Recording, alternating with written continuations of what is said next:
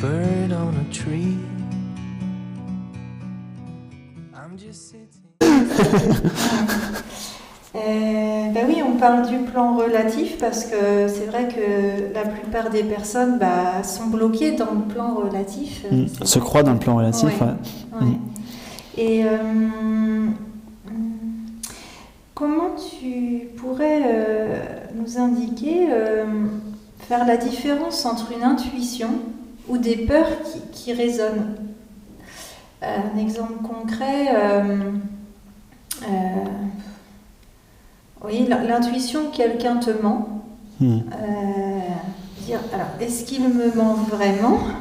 Ou est-ce que c'est parce qu'on m'a menti dans le passé que j'ai peur qu'on me mente et j'ai l'impression qu'on me ment et j'ai les symptômes de quand on me ment et qu'on me cache la vérité? Comment différencier ça d'une intuition qui est juste là pour t'informer? Oui, cette personne, elle est en train de te mentir, donc c'est pas un message agréable et on te le fait savoir, ton corps te le fait savoir. Quand c'est une intuition, en fait, il n'y a pas d'image liée à son historique. En général, ça fait pas écho. Tu vois pas d'image en même temps. Tu vois pas. Et puis une intuition, ça n'a pas le même goût que la peur. C'est pas la même chose, quoi. Ouais.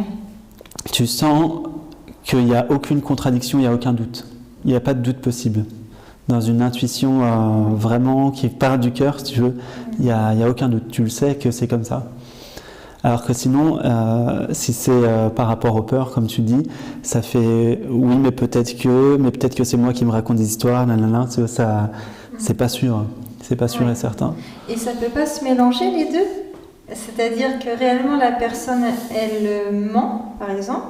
Donc à la fois tu as une intuition, mais ça se remélange aussi à des peurs anciennes, donc ça a le goût des deux. Ok. Je pense que oui, mais en général, ce qui va se passer, c'est que ça va voiler un peu la clarté de ton intuition. C'est d'ailleurs, j'ai pas mal fréquenté des clairvoyants, des médiums, parce que sur le chemin, à une époque, je développais des capacités, voilà. J'en parle peu en général. Et donc j'en connais de près, tu vois. Et beaucoup de médiums très très doués sont capables de voir très clairement les choses chez les autres. Mais il y en a certains qui ont vécu par exemple un passé, comme tu dis, où dans l'enfance, c'était pas évident. Surtout ceux qui sont très très clairvoyants de naissance. Donc ils ont été un peu rejetés des fois et tout ça. Et il y en a certains, tu vois, par exemple, j'en connais, ils ont été à la rue avec 4 enfants ou des relations humaines chaotiques. Donc en fait, c'est que leur intuition, elle est voilée par leur émotionnel. Donc tu vois, c'est ça qui va créer la confusion. C'est pour ça qu'en fait, la méditation, c'est une bonne clé parce que ça te permet de plus en plus de clarifier, de voir sans le moindre doute possible, quoi. Tu sais que c'est comme ça, t'es sûr. Ou quelque part, si c'est mélangé avec de la peur, dans tous les cas, c'est qu'il y a des croyances ou des choses encore à regarder. Donc en les accueillant, ces peurs, ces sensations désagréables, à la fin, il devrait rester... que l'intuition. Voilà, que l'intuition. Donc dans tous les cas... Si tu vis cette expérience-là, en tout cas, c'est clairement ça que tu dois réaliser. C'est est-ce que c'est moi qui me raconte des films ou est-ce que, en fait, là, le but de l'expérience que tu me décris, c'est est-ce que je peux faire confiance à mon intuition plutôt qu'à l'émotion. Et ça, c'est une expérience que tout le monde, à un moment donné, vit. Et justement, quand j'apprenais parce que ça s'apprend en fait à développer sa clairvoyance. On nous a dit, au début, vous avez 2 bocals. Tu vois, t'as le bocal de ton intuition où tu es sûr et à chaque fois ça se revalide. Donc tu mets un plus dans ton bocal de ton intuition qui est sûr. Et puis des fois, ça marche pas et là tu regardes pourquoi ça marche pas. Et en général, c'est toujours lié à ça, c'est que c'était pas posé, quoi. C'était pas clairement à partir de la paix que ça s'est manifesté. Oui, d'accord. Oui, comment discerner quand on est dans une envie de l'ego? Je ne sais pas si tu connais l'énéagramme, mais j'aime bien parce qu'il définit la personnalité dans son ego ou dans son essence. Parce que quelque part, dans le plan relatif, de toute façon, on vit quand même une personnalité. Oui. Hein, on ne peut pas faire autrement. Alors, dans l'essence absolue, il n'y a pas de personnalité. Ouais. Dans ce dont je parle, être n'a pas de personnalité. Voilà. Mais vas-y, continue. Mais ouais, là, ce serait la personnalité, elle a une face, on va dire, vers l'ego, vers les peurs et tout ça, Ouais. et vers son essence qui rejoindrait plus l'essence absolue dont tu parles, Mhm. mais on reste dans le plan relatif de la personnalité. Et donc, comment savoir ce qui vient de l'ego ou de notre essence, en fait, pour jouer notre rôle Quand ça vient de l'ego, il y a toujours une petite tension. Une petite tension. Ouais. Par Donc, exemple, tu as un désir pour quelque chose, il n'y a aucun problème avec le désir, hein. Il n'y a aucun problème. Mais simplement, si c'est un désir qui vient de l'ego, ça va forcément avec un enfermement. Mais c'est pas négatif quand je dis ça, hein. C'est négatif quand tu t'en rends pas compte. oui. Mais si tu t'en rends compte, il n'y a pas de problème. Tu vas sentir que ok, j'ai envie de ce désir-là, tu vois, j'ai envie de tel ou tel truc. Et puis là, ça s'accompagne avec une petite une tension, quoi. D'accord. Et alors la tension, par exemple, prenons l'envie de changer de voie professionnelle et on a envie d'être, je sais pas, faire du one-man show. Ouais. Et, cet élan, il peut être de notre essence. Oui, ça c'est pas forcément l'ego, hein. Ouais. Par contre, l'ego, ça va être si on se dit tout de suite, ouais, mais enfin, tu peux pas gagner ta vie avec ça, ou ça va être l'ego qui se rajoute, c'est-à-dire qu'on peut avoir un élan de l'essence et l'ego qui vient nous créer des tensions très vite là-dessus, ou... Oui, ça peut, mais si l'élan il vient vraiment du cœur, il n'y a rien qui peut l'arrêter. Ah ouais. Tout le monde pourrait te dire ceci ou cela. J'en connais hein, des gens qui sont dans la voie de l'art et tout ça. Oui. Rien ne les arrête. Hein. Ouais, mais ils traversent quand même ces petites peurs qui sont Ah vite... oui. Ouais, mais elles sont Même, vite... ouais. Même parce qu'à la base, je suis musicien et donc j'ai été dans le milieu de l'art beaucoup. Dans ma famille, il y a pas mal d'artistes. Oui. Et il y avait un musicien que j'aimais beaucoup, un guitariste de jazz que j'aime toujours beaucoup. Et en fait, lui qui est pourtant une sommité, hein, vraiment, il disait le plus dur dans notre métier, c'est le doute. Donc même lui qui a un élan énorme, qui adore vraiment son métier, il disait que des fois, il y a le doute. Après, plus on va dire... plus tu te reconnais, c'est-à-dire plus tu sais ce que tu es vraiment, et moins ça a d'impact. Jusqu'à ce qu'à un moment donné, ça n'ait plus aucun en fait. Oui. Le doute peut être là, ça ne veut pas dire que c'est pas un élan, que c'est pas notre bon élan, notre bonne voie, même s'il y a plein de peurs et de doutes qui arrivent, mais que c'est pour affiner cet élan et puis libérer les peurs qui viennent se coller dessus, quoi. Dans certains cas, même ça le renforce. Ouais, ça il y a des gens qui vont essayer de dire mais non, t'es pas capable et tout, et ça va comme réactiver. Et oui, cette envie encore plus. Ouais. Les barrières des fois permettent de sauter plus haut encore. C'est ça. Donc c'est pas négatif, quoi. Non. Tout ce qui est notion d'oser être soi, qu'on entend beaucoup, oser être soi, oser être vrai, aller vers soi-même. Finalement, c'est ça, c'est aller vers notre essence et regarder toutes les peurs qui entravent à ça. Oui, pas que les peurs, hein. Peur, colère, tristesse. Ouais. En général, ça se mélange avec des doses différentes, Oui. mais en général, c'est toujours les trois en même temps. Oui. Ouais. Toujours. Par exemple, l'un des classiques, c'est le manque de reconnaissance ou la sensation d'avoir été abandonné. C'est quasiment une personne sur deux vit ça. Ouais. Le manque d'amour, croire qu'on a besoin de l'amour de l'autre, tu vois, ou de l'amour tout court. En fait, on est de l'amour déjà, on n'en a pas besoin, mais bref, on le croit. Et ça va créer par exemple la peur d'être abandonné, la tristesse parce que tu n'es pas reconnu en tant que et puis la colère aussi pour les mêmes raisons, quoi. Tu vois, en général, ça se mélange. Et oui. Et est-ce que malgré tout, il y a des personnes justement qui viendraient te dire non, tu peux pas faire ça, t'es pas capable. Est-ce qu'à un moment donné, c'est bien quand même d'éviter l'environnement qui nous encourage pas vers notre élan?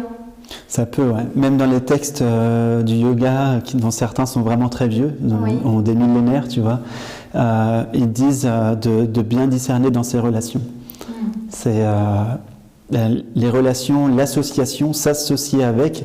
D'ailleurs, c'est aussi le rôle du satsang, hein, quand on partage, quand on vient voir un satsang, quand on vient en satsang, c'est justement faire cette démarche de s'associer, d'être en présence de ce qui nous inspire, de ce qui nous porte. Donc choisir de quoi et de qui on s'entoure est important. Oui, alors après, il y a des fois, on accepte les gens comme ils sont. Souvent dans la famille, par exemple, on fait des concessions, et c'est là justement qu'on peut voir là où on en est par rapport à l'ouverture, l'acceptation, l'accueil. C'est les plus grosses problématiques des gens ressortent quand ils sont en présence de leurs parents. Oui. C'est très fréquent, j'en connais même qui tombent malades physiquement quand ils sont avec leurs parents. Oui. Et du coup là, c'est qu'il y a quoi justement? Ça indique quoi que c'est pas fini. Ouais. Qu'il faut continuer à justement à accueillir, parce qu'il y a des choses, il y a des rancœurs, il y a des choses qui ont été encore rejetées. Oui. Et c'est impossible de vivre la paix de ce qu'on est tant qu'il y a du rejet, automatiquement. Donc ça permet de voir, et après avec soi-même, pas rester forcément au contact pour être malade pendant 6 mois, mais juste voir et aller travailler ça de son côté. C'est ça, exactement. Et tu vois la différence au fur et à mesure. Ouais. Et après, la magie, c'est que c'est l'inverse qui se produit, c'est que les gens commencent à changer, mais sans que vous vouliez faire quoi que ce soit, sans qu'on veuille faire quoi que ce soit. Les gens changent à notre contact. Si les parents, par exemple, ils projetaient des peurs sur nous, comme ça marche plus du tout, et ben après, ils prennent conscience de leur peur, en fait, qui leur revient automatiquement. Ils disent pourquoi je joue ce rôle de peur. Et en général, le travail commence à se faire aussi chez les autres, automatiquement. Mais au quotidien, c'est bien quand même de plutôt s'entourer de personnes qui nous emmènent vers ce que nos élans nous dictent quand même. C'est l'idéal. Je peux pas dire le contraire. Hein. Pendant 17 ans, j'ai suivi toujours ceux qui m'inspiraient. J'ai même quitté la France et vécu en Inde pour ça. Donc, pour moi, ça a toujours été la priorité, quoi. Oui, la priorité de bien choisir ce qui nous entoure au quotidien, quoi. Oui, et tu fais bien de dire ce qui nous entoure, parce que pour certaines personnes, ce qui va leur permettre de réaliser leur essence, c'est pas forcément humain. Ça peut être les arbres, par exemple, tu vois. L'environnement. Tout l'environnement, ouais. La maison, le cadre, la nature. Selon les personnes, ça va être essentiel pour aller vers vraiment... C'est ça, jusqu'à un certain point où, je reviens à ce que je te disais tout à l'heure, une fois que tu réalises ce que tu es vraiment, il n'y a plus besoin de conditions. Oui. C'est comme un tremplin pour y aller. Une fois qu'on y est, on n'a plus besoin du tremplin et on est bien partout. Exactement. Ouais. Une fois que tu t'es servi de l'échelle pour monter à l'étage, tu n'as plus besoin de l'échelle. Voilà.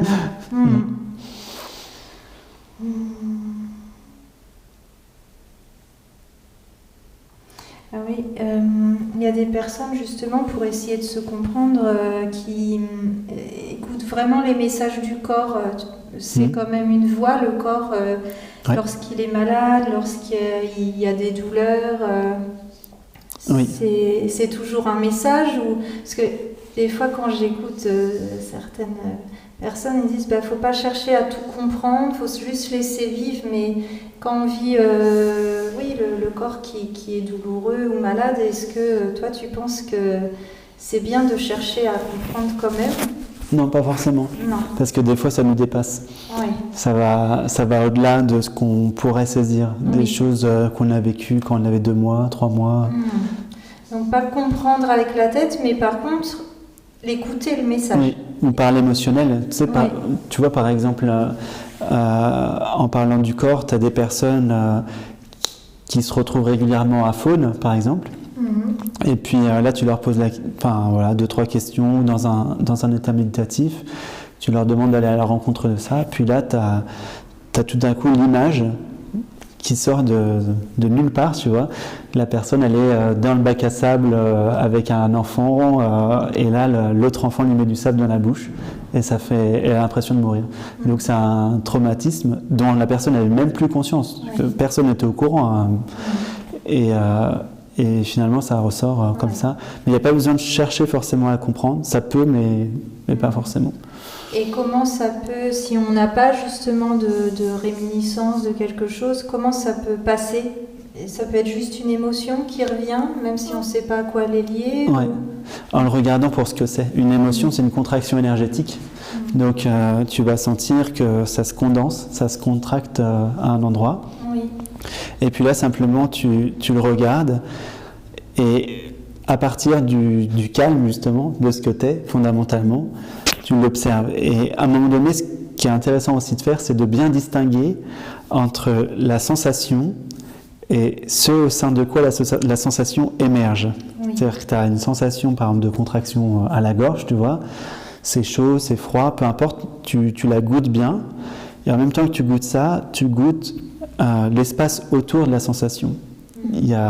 Pour que tu puisses sentir cette sensation, il faut qu'il y ait un espace autour, neutre.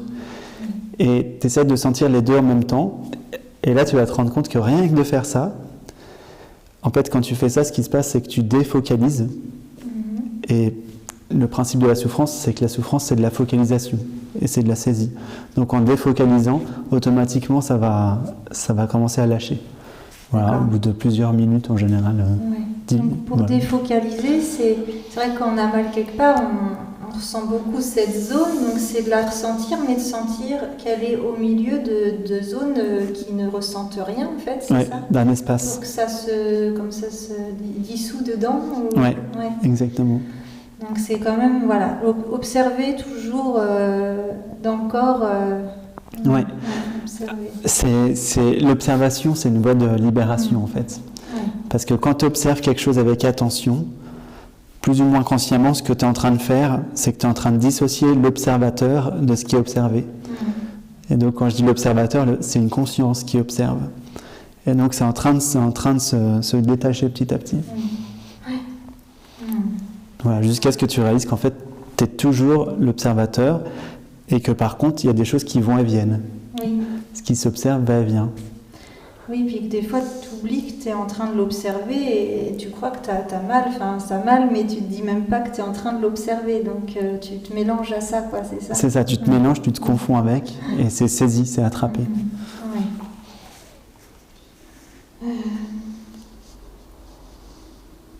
Oui, un exemple précis aussi, quand des deux adultes qui ont un enfant, des désaccords sur l'enfant, par exemple, précisément, il n'est pas bien à l'école, il est en souffrance à l'école, et un des parents aimerait changer d'école ou l'enlever de l'école, et l'autre parent n'est pas d'accord. Comment, dans la peau d'un éveillé qui s'ignore, on pourrait démêler ce genre de situation où il y a du coup 3 personnes? Ouais. Déjà, je poserai la question à l'enfant. Qu'est-ce que lui, du coup, il ne se sent pas bien à l'école. Après, il faut voir pourquoi il ne se sent pas bien à l'école. Est-ce que c'est juste parce que c'est genre une relation avec un camarade qui s'est mal passé, ou est-ce que c'est que fondamentalement le principe même de l'institution école, et j'en connais des enfants qui viennent vers leurs parents à 5 ans, même des fois même un peu avant, et qui disent que fondamentalement, ils ressentent que vraiment le principe... c'est pas bon. Non, mais ça c'est... En fait, actuellement, il y a beaucoup d'éveil spontané, et il y a beaucoup d'enfants qui naissent très conscients. Et donc, par exemple, la conscience, elle est une, et elle ne fait pas de catégorie dans la réalité de ce que c'est. Il n'y a pas de séparation. La conscience est exactement pareille partout. Et un enfant qui naît avec un degré accru de conscience ne peut pas accepter le côté hiérarchique. C'est juste pas possible. Il doit ressentir qu'il est considéré de la même façon, que tout le monde est pareil, que les adultes, les enfants, c'est pareil. Et sinon, il va ressentir qu'il y a quelque chose de pas juste. Oui. Donc voilà, dans cette situation-là, ça dépend de ce que de ce que l'enfant vit. Donc voir si c'est s'il souffre juste d'une situation à l'école ou s'il souffre du fait même que c'est l'école qui ne lui convient pas, ça n'a rien à voir. Et à partir de là, maintenant il commence à y avoir de plus en plus d'alternatives possibles. Il y a de plus en plus d'écoles autres. Donc déjà on peut essayer ça aussi. C'est vrai. Voilà. Et imaginons justement, je crois dans le cas précis, là, effectivement, il y aurait une envie d'une école alternative, mais un des parents s'y oppose, donc l'autre parent est obligé entre guillemets, obligé peut-être pas d'ailleurs, mais de voir son enfant rester dans une institution qui fondamentalement lui fait pas du bien. Là, qu'est-ce qu'on peut faire parce qu'on se sent impuissant? Il faut parler au niveau du ressenti direct. Dans toutes les relations, il faut parler au niveau du ressenti direct. C'est-à-dire que la personne, par exemple, qui veut absolument que l'enfant passe par telle ou telle voie, quel est le système de croyance derrière ça? Donc, pour moi, il y a une peur. Il y a une peur de quelque chose. Et en dénouant ça, la personne va se rendre compte que, mais non, c'est pas vrai en fait. Il n'y a rien de vrai là-dedans, dans ses peurs. Et de bien se rendre compte que c'est lié à son histoire. Tu vois? Dans le cas du parent qui s'opposerait à un changement pour l'enfant. Oui, c'est ça. Il y a, en fait, les conflits humains ils sont tous liés au référentiel de notre histoire. Donc on ne voit pas les choses en 3D, on voit les choses vraiment à partir d'un petit angle de vision. Et d'un émotionnel et souvent de réflexes de protection. Donc là, c'est un réflexe de protection et on s'imagine que le mieux pour lui, c'est le mieux qu'on estimerait pour nous-mêmes, ou des choses comme ça. Et en fait, ça, une fois que c'est bien clarifié, ben là, c'est un peu comme on disait tout à l'heure par rapport à l'intuition, là, on peut prendre la décision juste.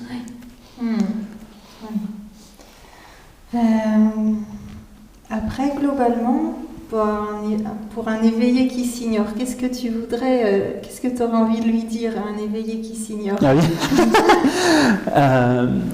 Un éveillé qui s'ignore, en général, la question que je pose aux gens, c'est qu'est-ce que vous voulez vraiment?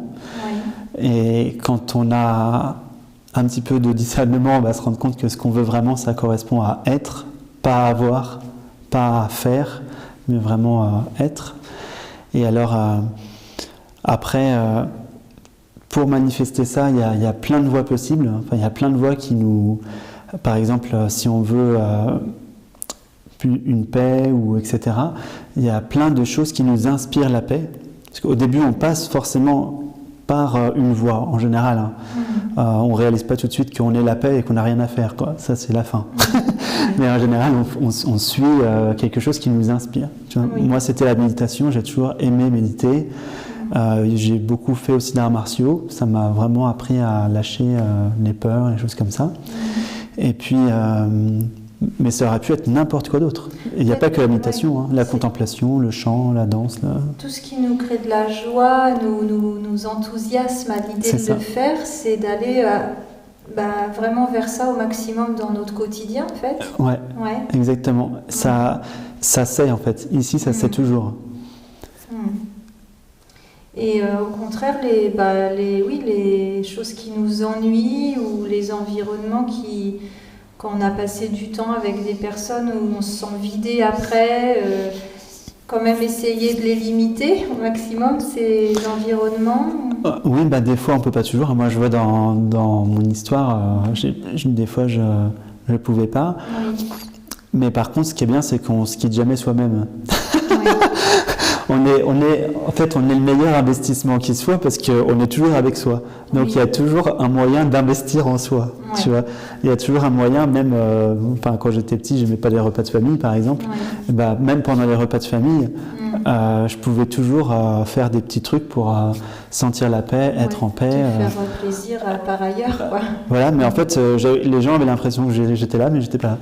J'étais en train de faire mes pratiques. Et même quand je travaillais, quand tu parlais du travail, quand j'ai travaillé à Paris aussi, j'ai pas toujours été prof de yoga. Et voilà, je travaillais dans un cinéma par exemple, et je faisais toutes mes pratiques, tout en... Donc j'étais beaucoup avec la répétition du mantra ou des chants intérieurs qui me faisaient sentir vraiment cette paix qui s'est ancrée de plus en plus, quoi, dans le ressenti. Et Donc voilà, quoi, Ouais. on peut suivre ça. Ouais.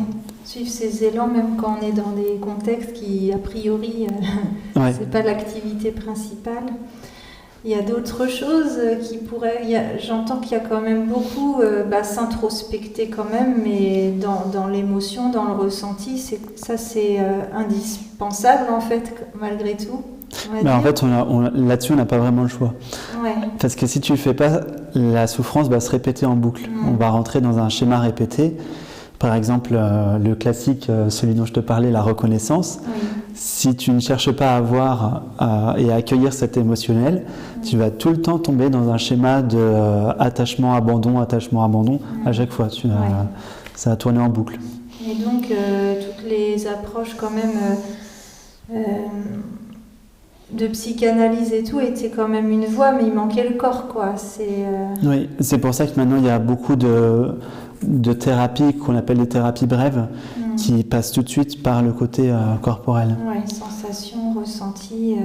Donc, les êtres humains, parce qu'on imagine des fois, même dans certains pays, peut-être des êtres humains, ils n'ont pas accès à toutes ces pratiques ou autres, mais ils ont l'air de vivre leur vie tranquillement, sereinement. Est-ce que c'est aussi dans notre société que c'est indispensable, ou est-ce qu'il y a des sociétés, tu penses que de par les pratiques quotidiennes, de l'environnement, je ne sais pas, il y a moins de cristallisation comme ça, de schémas?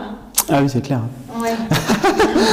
C'est très clair. Quand tu vas à Rishikesh, par exemple, où j'étais dans les Himalayas, en Inde, où, on voit vraiment beaucoup moins de ce genre de souffrance. Ça peut arriver, hein, mais en tout cas, les êtres que je côtoyais, moi, ils étaient vraiment... déjà, ça se voit au niveau du sourire. Il y a beaucoup de pays où il y a vraiment un sourire, même si matériellement... pour un Français, ce serait ce serait horrible. Il n'y a pas des masses à manger, c'est pas super confortable et tout. Mais eux, ils sont super heureux. Alors, comment ça se fait? Parce que c'est leurs parents leur ont moins mis de choses dessus, ou... C'est parce qu'ils ont tout de suite, depuis tout petit, la compréhension, la réalisation très claire que la joie ne vient pas de l'extériorité. C'est pas là que ça se passe. Et comment ils l'ont appris, ça? Ah, mais là, c'est de la culture générale. Si tu veux, là-bas, c'est naturel. Ouais, c'est l'environnement qui leur transmet ça, sans qu'il y ait d'efforts à faire pour le retrouver après, quoi. Bah voilà, il y a certains coins où j'ai été, où il y a quasiment des sages à tous les coins de rue réalisés. Ouais. Donc ça aide un peu, quoi, tu vois. Puis dont certains même vivent quasiment avec rien. Et j'ai même rencontré un sage réalisé unijambiste, tu vois, et d'un certain âge, et qui était totalement heureux, alors qu'il avait juste on appellerait ça un drap, quoi, si tu veux. Juste un drap comme ça, il n'avait rien de...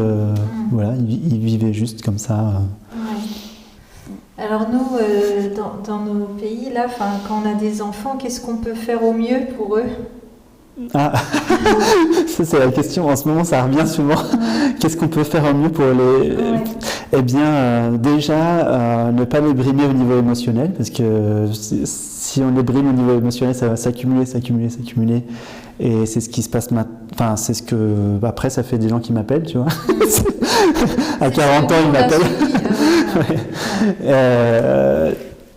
Donc, justement, les écouter, mais pas juste les écouter au niveau de ce qu'ils disent avec leur bouche, les écouter au niveau de ce qui émane, tu vois, de l'émotionnel. Par exemple, un enfant qui se met d'un coup à chahuter sans aucune raison, à être turbulent et à être, comment on dit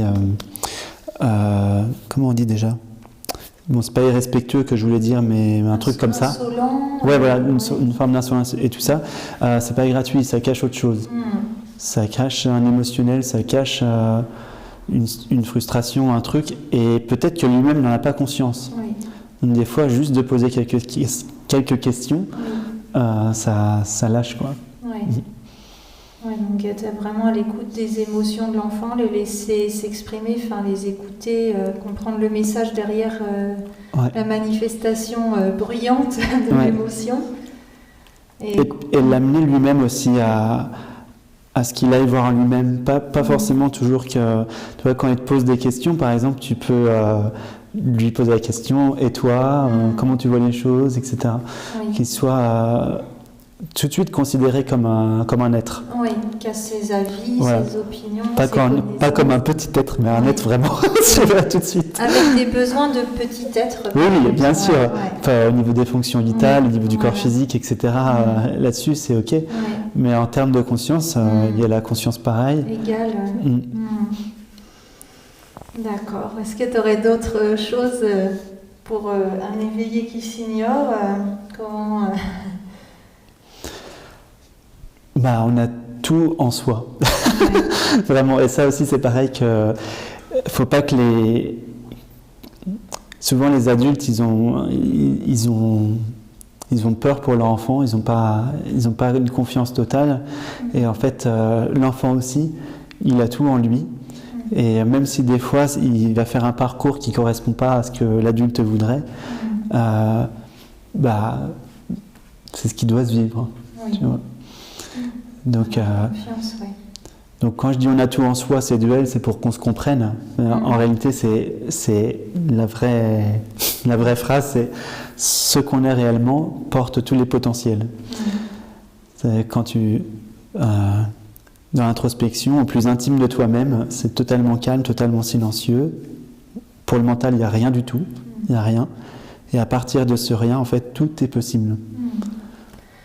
Mais malgré tout, chacun dans le relatif, on a une personnalité, donc tout est possible, mais on a chacun quand même des choses qui vont s'exprimer plus que chez le voisin. Ah, bien sûr, bien sûr. Et ça va se jouer chacun avec sa couleur, avec son style, même chez tous les, ce qu'on appelle éveillés, tu vois. Je mets des guillemets parce que tout le monde est éveillé, tout le monde a la conscience, mais du coup, même chez eux, tu vois, il y a un style différent. Oui. Chacun va parler avec une approche différente, quoi. Oui, c'est garder sa personnalité en exploitant avec tous les potentiels possibles, quoi. Ouais. Et tout ça, ça sert aussi le collectif. Voilà, le collectif. Chacun a son utilité dans le tout. Oui. Ok. Je regarde si j'ai des... Moi, c'était bien déjà.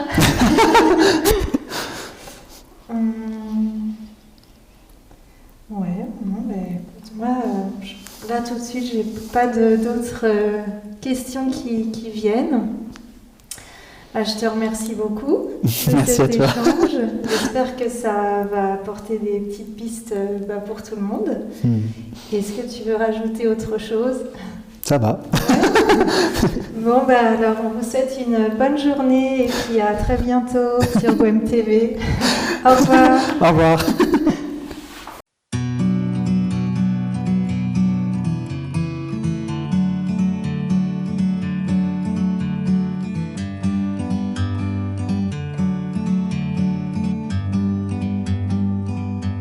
Like a bird on a tree, I'm just sitting here